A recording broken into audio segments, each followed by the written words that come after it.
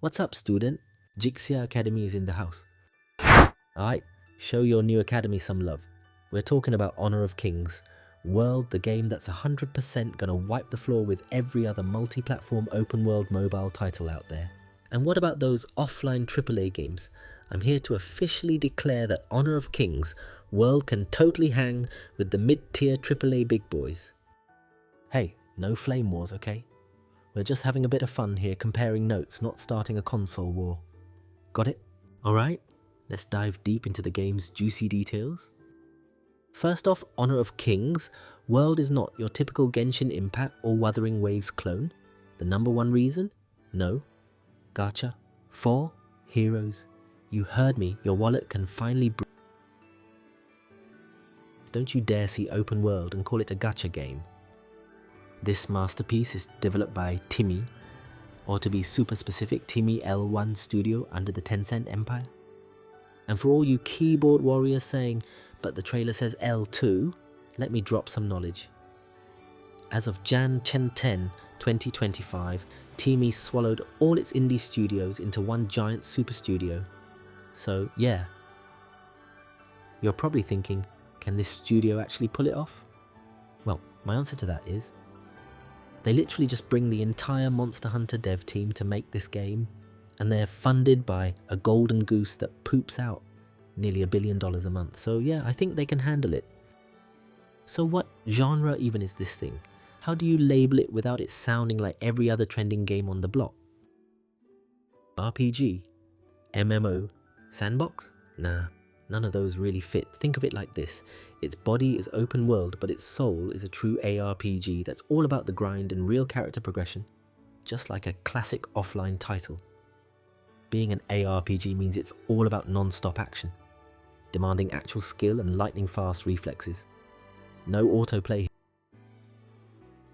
My favourite part, this game respects your time. It doesn't force you to be a glorified DoorDash driver for 5 hours just to unlock a boss fight. You want to fight?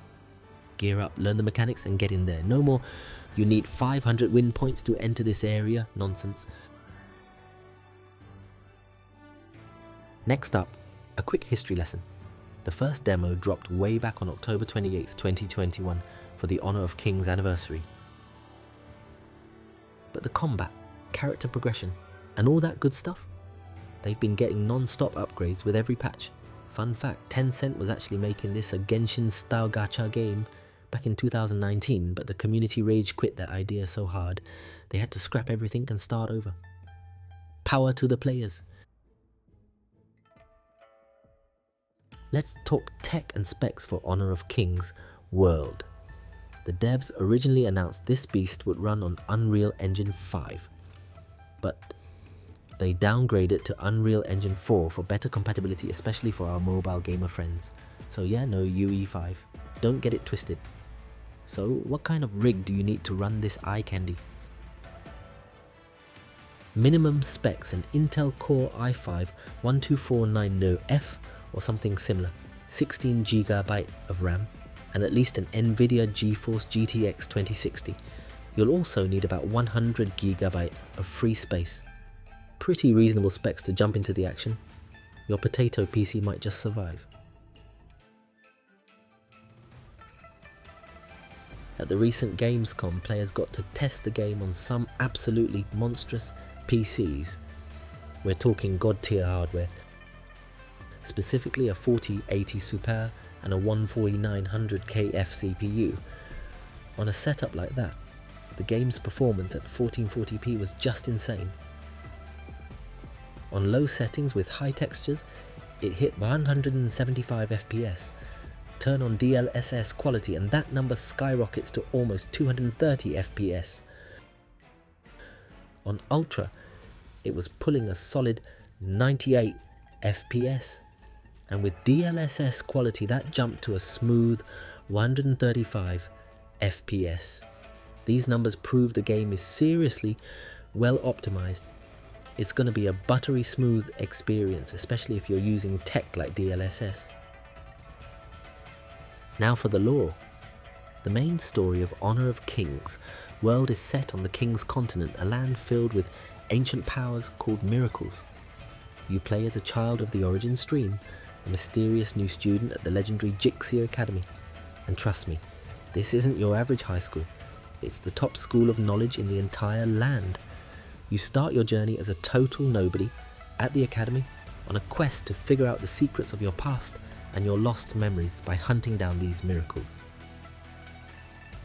The known realms of Honor of Kings world. Your odyssey will take you through realms of wonder and peril. The known landmarks that await you include: your journey begins in the Springbrook Plains, a verdant field where new acolytes from every land converge to embark on their path of learning. From there you shall ascend the stargazing range, a place to witness the cosmos and listen to the echoes of legends left by the heroes of yore. You will delve deep into the underground, an underworld where forgotten memories whisper from the shadows of a civilization entombed by time. Eventually you will find yourself in Dragon Valley, the hallowed ground where a dragon god once met its end.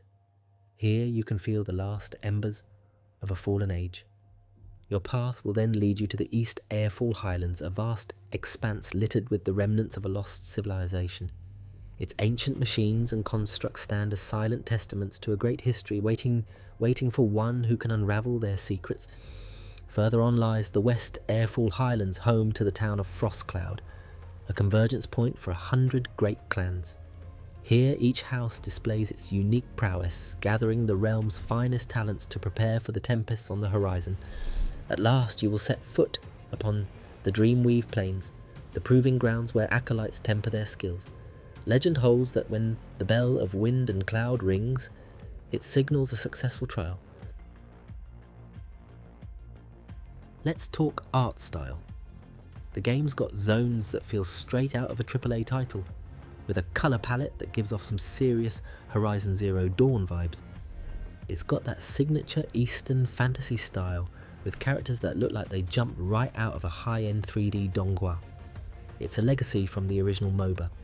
The main colours are a cool mix of blue, green, purple and white. The devs have been tweaking the graphics non-stop, improving stuff like water effects and lighting, especially in the swamp area, which now looks misty and awesome. They added a new colour filter to make it all look more smooth and cinematic, though some players think it makes things a tad too blurry. Personally, I'm a huge fan of this art style, but hey, you do you. The sound design and music are also top tier. Every zone has its own unique soundtrack that perfectly fits the vibe.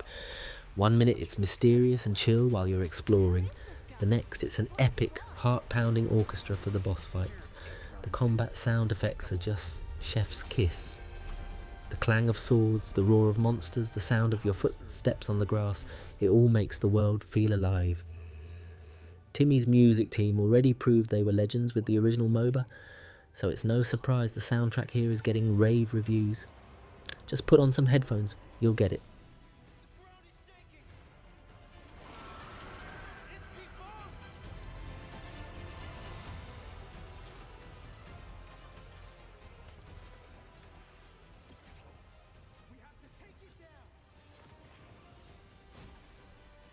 Okay, let's talk difficulty and co-op. Like I said, this game is hard. So hard in fact that the devs had to nerf the tutorial boss because it was bullying too many noobs, but the best part is, no matter what you're doing, even the main story quests, you can team up and play co-op with your squad. And it's not just the combat that's tough, the puzzles are real brain busters. I heard one guy spent a whole day trying to solve a single puzzle. This is true skill-based difficulty, not that fake, go fetch me 10 boar skins for 3 days kind of difficulty. You gotta learn the patterns, read the attacks. You can't just button mash your way to victory.